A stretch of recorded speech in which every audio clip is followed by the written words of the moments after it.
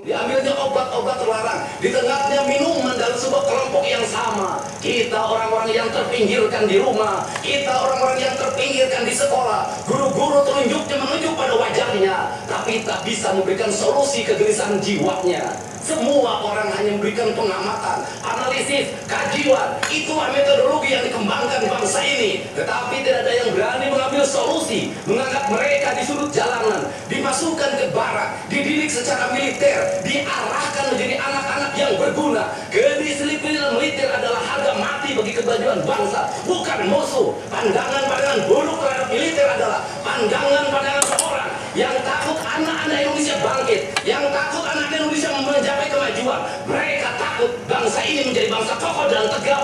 Mereka ingin bangsa Indonesia menjadi bangsa pemabuk yang setiap hari mabuk akan ilmu pengetahuan, yang setiap hari bertengkar di TV, yang setiap hari bertengkar di medsos, sementara hamparan kekayaan alam diambil sama mereka. Janganlah kita menjadi ampek dari bangsa lain, memporak-porandakan diri sendiri dan bangsanya dengan alasan pengetahuan, dengan alasan hak asasi manusia. Anak membawa motor di bawah umur adalah pelanggaran hak anak. Kapan kita bertindak? Dan selama ini kita membiarkan anak-anak menonton film tanpa didampingi oleh orang tua. Itu adalah pelanggaran anak, dan kita tidak pernah bertindak. Anak-anak di bawah umur merokok, minum minuman keras, itu adalah pelanggaran hak anak. Semuanya kita berdiam. Anak-anak main game online, nonton tayangan-tayangan dewasa lewat media sosial, kita berdiam. Negeri ini akan hancur manakala semua orang berdiam. Maka orang yang memegang kekuasaan harus menggunakan tangannya untuk merubah seluruh kemunkaran ini menjadi sebuah kebajikan. Kalau kita berkomitmen pada bangsa ini, problem anak-anak kita adalah mengkonsumsi tayangan yang bukan haknya di media sosial. Maka saya meminta peraturan pemerintah yang mengatur tentang itu segera dilaksanakan. Anak-anak di bawah umur tidak boleh mengakses media sosial yang bukan haknya. Seberapa besar pun gagasan yang saya gagas, seberapa kuat pun kekuatan yang saya bangun, saya tidak akan bisa melawan jutaan akun yang merasuki otak kiri dan otak kanan anak-anak kita. Untuk itu, pada saat ini sudah saatnya kita tidak saling menyalahkan. Untuk itu saat ini tidak ada salahnya kita mengambil tindakan berdasarkan perilaku kita masing-masing. Perilaku ekonomi menyebabkan anak-anak kita kehilangan ibunya karena pergi ke luar negeri.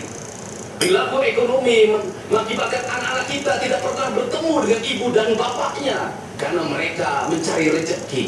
Mereka ada di pojok-pojok rumah bersama kakeknya.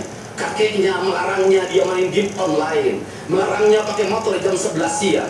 Maka pisau dapur terhunus dan ditusuk seseorang kakek oleh cucu yang disayangi. Kerangka pijak seperti ini harus dibangkitkan oleh kita. Semangat militer, bukan militerisasi. Kalau anak-anak dibangunkan jam 4 subuh, di mana letak salahnya dan di mana letak pelanggarannya? Kalau anak-anak dibangunkan, kemudian disuruh membereskan tempat tidur, apa salahnya dan apa pelanggaran hak anaknya? Kalau anak-anak disuruh sholat subuh, apa pelanggaran haknya? Kalau anak-anak mengikuti kuliah subuh, apa pelanggaran anaknya? Kalau anak-anak disuruh nanti kemudian makan pagi, sarapan pagi dengan telur, dengan nasi, dengan pisang dan minum susu, di mana letak salahnya? Kalau anak-anak kemudian disuruh belajar dan saat belajar duduknya bersikap memandang ke arah gurunya, memandang mata gurunya, agar terjadi transformasi energi antara guru dengan muridnya yang hari ini dihilangkan dengan digitalisasi, menghilangkan ruh spiritual konsepsi pendidikan kita, diganti dengan konsep pendidikan digital yang tidak lagi melahirkan hubungan emosional guru dan murid. Akhirnya murid-murid tidak menghormati guru-gurunya karena guru lupa mengekspresikan nilai-nilai spiritual dalam dirinya pada murid dalam ruangan yang hening, diganti dengan papan belajar digital. Di mana letak salahnya? Kalau anak-anak itu Diajarkan makan siangnya tertib, berantri, berdoa sebelum makan. Di mana letak salahnya? Kalau anak-anaknya sore hari diajarkan bola voli, sepak bola, latihan baris berbaris, di mana letak salahnya? Kalau sore hari anak-anak disuruh masuk ke masjid, mengikuti pengajian, di mana letak salahnya? Kalau setelah itu mereka makan malam, dan makan malam ditandai dengan berdoa, di mana letak salahnya? Kalau mereka jam 9 disuruh masuk barak, disuruh masuk ruang tidur, dan disuruh tidur, di mana letak salahnya? Justru hak-hak anak terdapat di barak pendidikan TNI, dan hak itu tidak mereka dapatkan di rumah-rumah. Di rumah-rumah anak-anak tidak bisa tidur malam. Mereka rata-rata tidurnya jam 4, jam 1 malam, jam 2 malam. Di rumah mereka tidak mendapat makanan yang bergizi karena serba fast food. Di rumah mereka tidak mendapatkan kasih sayang. Di jalanan mereka balapan. Mereka tidak mendapatkan ruang hidup tanpa gadget dalam setiap hari. Saya katakan, justru lingkungan kita hari ini, rumah, halaman rumah, kadang sekolah, kadang jalanan, bukan lagi tempat yang ramah untuk anak-anak Indonesia. Untuk itu apa kebijakan yang harus kita lakukan? Kebijakan yang harus kita lakukan adalah mindset pembangunan dirubah. Ekonomi bukan segalanya. Itu penting.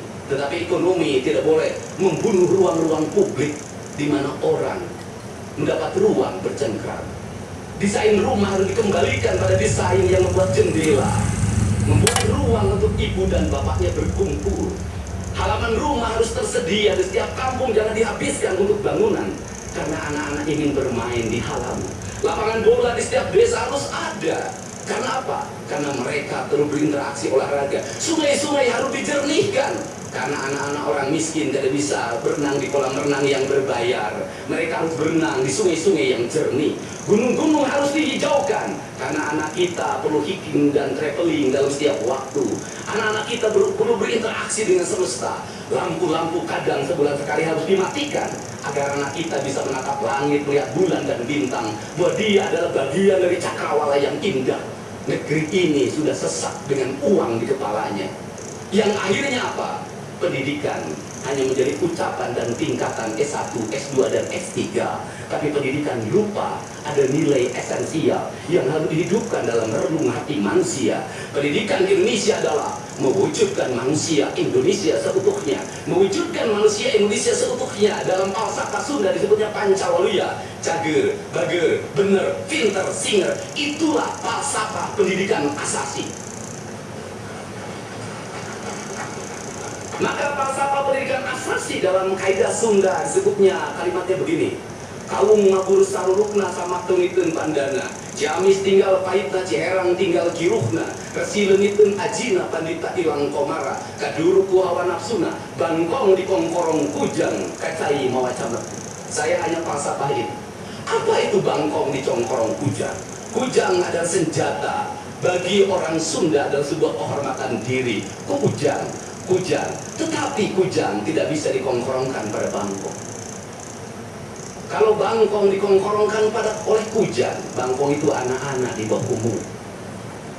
Kalau dia dikongkorongkan oleh kujang, kujang itu tak bermakna dan bangkong itu mati, tak mampu membawa kujang.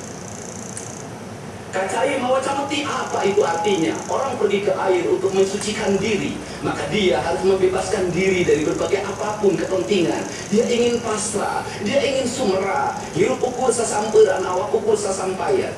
Sariring-ring dumadi sayangkak saparipola, la haula wala quwata illa billah. Maka dia tidak boleh membawa hawa nafsu. Ketika kita ingin memasuki abad ritual dan spiritualitas, maka tidak boleh ada kebencian, tidak boleh membawa senjata apapun, tidak boleh, maka kita berserah. Apa yang terjadi hari ini? Orang-orang yang setiap hari bicara tentang kesucian, lidahnya menyakiti orang lain, menusuk orang lain, membawa api peperangan pada saat orang menuju kesucian. Bahkan bisa jadi menghinakan orang lain itu dianggap bagian dari kesucian.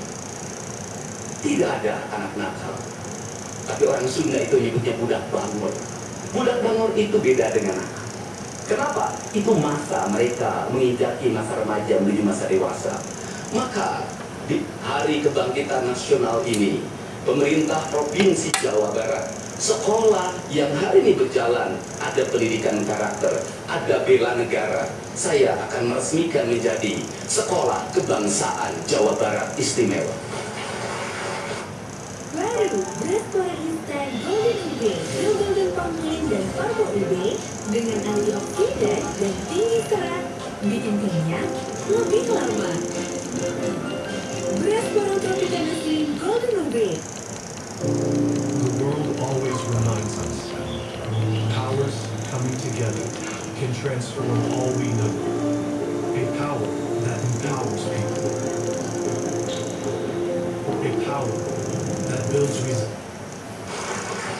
Sekolah Kebangsaan Jawa Barat Istimewa nanti akan dipusatkan di Dodik, Lembang. Dan kalau ada lembaga pendidikan lainnya, kami juga akan menjadi kerjasama.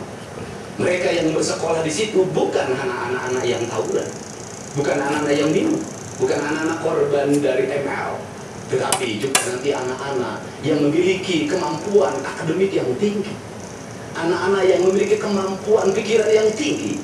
Dan seizin pimpinan DPRD Provinsi Jawa Barat, tahun ini kami akan memberikan beasiswa pada mahasiswa-mahasiswa yang kuliah di jurusan engineering, tetapi mereka harus mengikuti sekolah kebangsaan selama 1 bulan, agar uang yang diberikan oleh Provinsi Jawa Barat melahirkan nasionalisme baru yang bisa membawa bangsa ini ke arah kemajuan.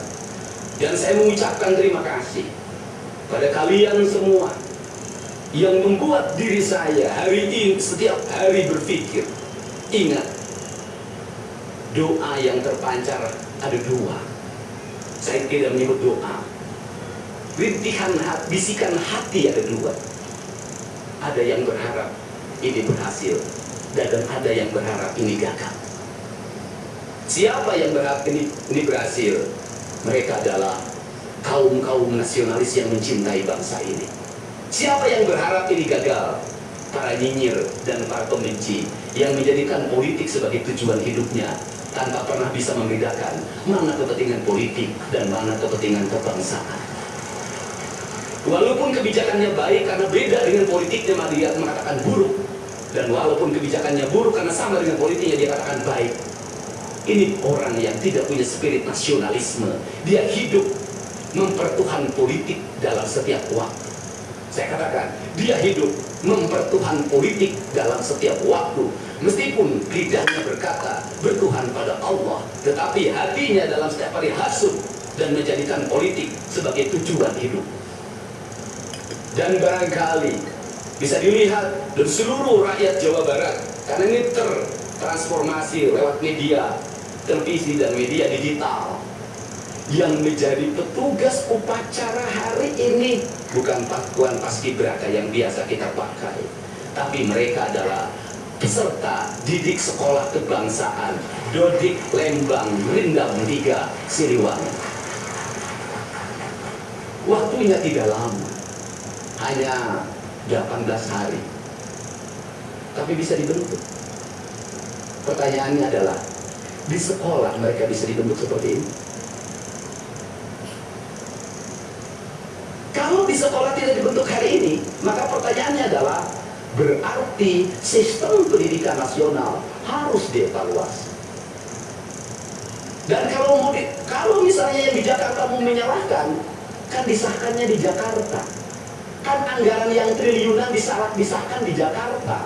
Kenapa anggaran yang triliunan ini tidak terevaluasi dalam setiap tahun? Saya katakan, sistem pendidikan yang di dalamnya angka-angka yang hanya orientasinya materi dan kepuasan dalam outcome, dalam sistem pengelolaan keuangan, tidak akan melahirkan apapun kecuali tumpukan kertas, software, dan hardware.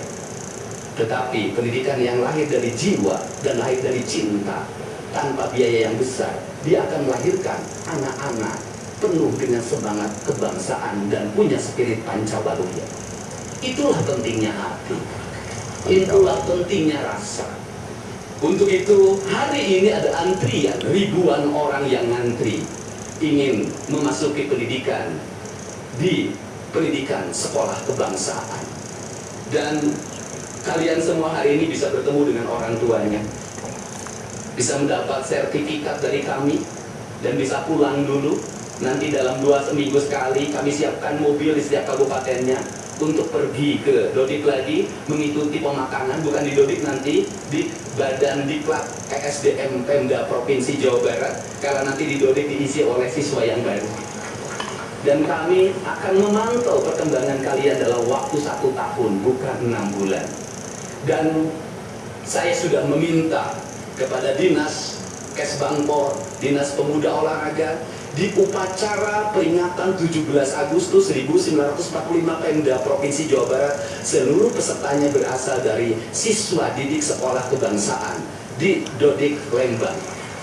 Kalian semua jadi petugas upacara Agustusan apa? Jadi tidak usah repot lagi, ternyata bisa. Dan hari ini bisa kalian bahagia. Saya ngasih modul bonus untuk petugas upacara dari Dodik ini 25 juta untuk dibawa pulang ke rumahnya masing-masing. Dapat uang saku, makannya enak, tidurnya nyenyak, berubah mental, bajunya bagus, pulang dapat bonus, gratis loh.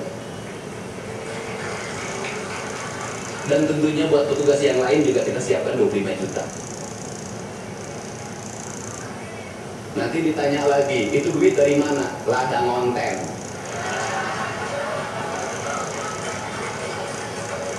Saya selalu ditanya, Pak ini duitnya dari mana konten? Habis itu dimasain lagi, gubernur konten. Lebih baik dari jadi gubernur konten, punya duit diberikan pada rakyat daripada gubernur malor. Benar ya? Ya kan, daripada gubernur tidur, gubernur protokoler, gubernur ingin dihargai, gubernur menghabiskan anggaran jalan-jalan ke luar negeri, ke ayam dengai. Kang Deddy masuk gorong-gorong, ya sebentar lagi akan saya naik ke pesawat. Jadi Indonesia ini perlu mental yang kuat kalau ingin melakukan perbaikan. Kenapa? Harus kuat menghadapi kaum nyinyir. Dan biarkan yang nyinyir suruh sakit hati selamanya. Karena Jawa Barat akan terus mengalami peningkatan pembangunannya. Ini baru 3 bulan. 100 hari itu tanggal 30 Mei, 100 hari kepemimpinan saya. Belum 100 hari, sudah banyak orang yang kepanasan. Apalagi 5 tahun. Dan saya ucapkan terima kasih. Ini upacara yang spesial. Kita dihadiri oleh pasukan khusus. Tepuk tangan semuanya. Ada Kopassus, ada Kostrat, ada Marinir, ada istilahnya apa sekarang, Kopasga. Kemudian ada infanteri, ada cavalry, kemudian ada pasukan angkatan laut, kemudian juga ada brimob. Tepuk tangan semuanya, keren. Dan kalian semua, para peserta, ini yang keren-keren ini anak-anak kita ini. Anak-anak kita yang keren-keren ini, kamu tengok ke kanan, tengok kiri sambil minta sama Allah, besok kamu yang berseragam seperti mereka. Tepuk tangan kalian semuanya, semangat! Semangat! Semangat! Oke. Yang terakhir, ini buat biro umum. Ini harus dirubah, Pak. Pertama, ini tiang bendera menghalangi gedung sate. Benderanya nanti harus digeser ke sebelah sana. Dan nanti kalau upacara tidak menghadap ke sana, tapi dari sini menghadap ke sana, agar panorama itunya tetap terlihat. Dan kalau di sana maka kebisingan kendaraan tidak akan terlalu mendominasi. Ini feng shui cara menata bangunan. Jadi saya dari tadi mandang gedung sate nggak bisa karena terpotong oleh tiang bendera. Dan nanti bagian protokoler itu masang podium nggak lurus ke tiangnya, agak mencong-mencong dikit. Maklum Pemda masih belum pakai rasa, masih pakai DPA.